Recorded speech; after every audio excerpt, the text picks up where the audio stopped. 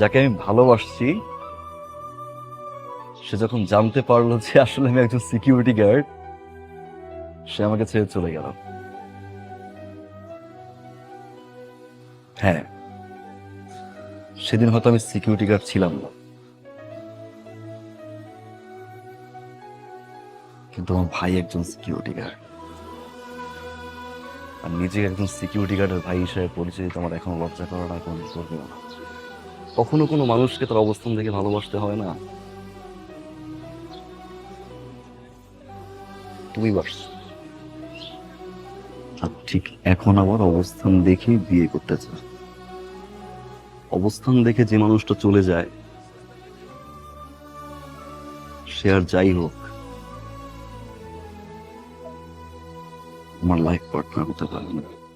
but যে আমাকে এবং আমার ভাইয়ের সিকিউরিটি গার্ডের ড্রেসটাকে ছোট করে,